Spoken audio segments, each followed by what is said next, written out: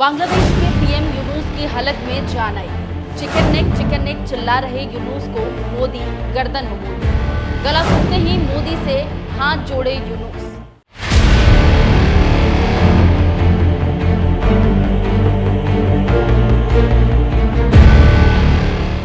नमस्कार, news express देख रहे हैं आप। आपके साथ मैं हूं खुशबू राय। जब से बांग्लादेश में तख्ता पलट हुआ है तभी से अंतरिम प्रधानमंत्री यूनुस खान, जो पहले भ्रष्टाचार की सजा काट रहे थे, अब उड़ने लगे हैं। पहले तो उन्होंने पाकिस्तान के साथ हाथ मिला लिया, जिसने बांग्लादेशियों का खून बहाया, और फिर जिस भारत ने बांग्लादेश को आजादी दिलाई उससे तनकर बात करने लगे। अब हालिया चीन दौरे पर यूनुस ने कुछ ऐसा किया जिससे बांग्लादेश हिल गया है। इधर भारत बांग्लादेश को होश में लाने के लिए काम पर लग गया है। पहला काम तो ये किया है भारत ने कि जो कार्गो विमान भारतीय पोर्ट से जाते थे उस पर उसने रोक लगा दी है, और अब समंदर में ऐसा कुछ करने वाला है जिससे बांग्लादेश के अंतरिम प्रधानमंत्री यूनुस चिकन नेक चिल्लाना छोड़ देंगे। जी हां, सूत्रों के हवाले से खबर आ रही है कि भारत चीन, पाकिस्तान और बांग्लादेश को सबक सिखाने के लिए एक बड़ा बेस तैयार कर चुका है, जिससे अब यूनुस साहब की हालत खराब होने लगी है। खबर यह है कि भारत चुपचाप एक नौसैनिक अड्डा तैयार कर रहा है, जो आंध्र प्रदेश के तट से थोड़ी दूर रामबिल्ली गांव में बन रहा है। रक्षा मामलों के जानकारों की माने तो ये विशाखापत्तनम में पूर्वी नौसेना कमान से 50 किलोमीटर दूरी पर है।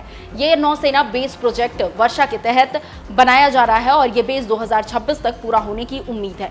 आपको ये भी जानकारी होगी कि भारत अपनी ताकत समंदर में बढ़ा रहा है और उसी के तहत हमले की क्षमता बढ़ाने के लिए ऐसा काम किया जा रहा है। इसके अंतर्गत कम से कम 4 पनडुब्बियों को समुद्र में उतारने की योजना है। रक्षा मामलों के जानकारों की माने तो रामबिल्ली में सरकार भूमिगत सुरंगें बनाएगी। इन ठिकानों में भारत की परमाणु पनडुब्बियों को छिपाया जा सकता है। इसका मतलब ये हुआ कि पनडुब्बियां बंगाल की खाड़ी में बिना किसी को पता चले आ जा सकती है। दुश्मन के सैटेलाइट, खासकर चीन के सैटेलाइट भी इन्हें नहीं पकड़ सकते हैं। फिर ये पनडुब्बियां मलक्का, जल डमरू मध्य और उससे आगे गश्त के लिए जा सकती है।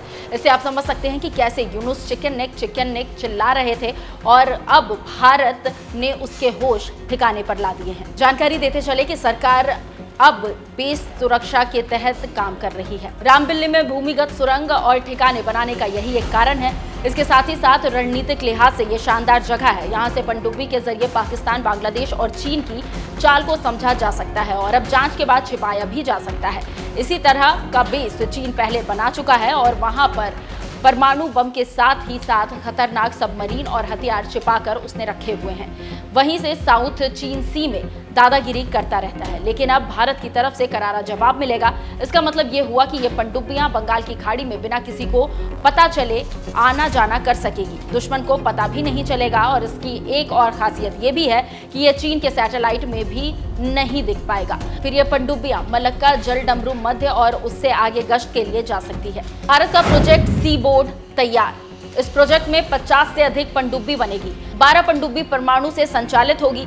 गुप्त रूप से तैयार इस घर में 12 से अधिक पनडुब्बी रखी जाएगी। इस प्रोजेक्ट में मलक्का तक भारत का होगा कब्जा। जानकारों की माने तो चीन ने बांग्लादेश को लालमोनीहाट से एक हवाई अड्डा बनाने को कहा है और इसमें जो भी खर्च होगा उसे देने के लिए हामी भी भरी है। रक्षा मामलों के जानकार कह रहे हैं कि लालमोनीरहाट बांग्लादेश के उत्तर पश्चिम में है। यहाँ भारत के लिए बहुत ही महत्वपूर्ण सिलीगुड़ी कॉरिडोर के नजदीक है और इसी को चिकन नेक कहते हैं और इसी को लेकर बांग्लादेशी पीएम फुदक रहे हैं। ये पतला सा इलाका भारत को उसके उत्तर पूर्वी राज्यों से जोड़ता है। इसके चारों तरफ 4 देश हैं: नेपाल, बांग्लादेश, भूटान और चीन। ऐतिहासिक जानकारी बताती है कि चीन का कोई भी लड़ाकू विमान भारत के पूर्वी क्षेत्र में नहीं आया है, लेकिन इसकी संभावना चिंता पैदा करती है। कहीं अगर बांग्लादेश चीन को हवाई अड्डे बनाने की मंजूरी देता है तो इससे भारत की सुरक्षा को खतरा हो सकता है, क्योंकि पूरा पूर्वोत्तर सिक्किम और पश्चिम बंगाल खतरे की जद में आ जाएगा। भारत की सुरक्षा चिंताएं पहले से अधिक है। ऐसे अगर बांग्लादेश गुस्ताखी करता है तो परेशानियां और भी ज्यादा बढ़ेगी, क्योंकि चीन हिंद महासागर में अपनी ताकत बढ़ा रहा है और दक्षिण एशिया में कई प्रोजेक्ट पर काम भी कर रहा है। लेकिन चीन अपनी चाल चले उससे पहले भारत ने चाल चल दी है। देखना होगा कि अब बांग्लादेश क्या करता है, लेकिन इस बार सही तरीके से बांग्लादेश पकड़ में आ गया है। देखना दिलचस्प होगा कि अब आगे क्या होता है। भारत की चाल से यूनुस फड़फड़ाने लगे हैं।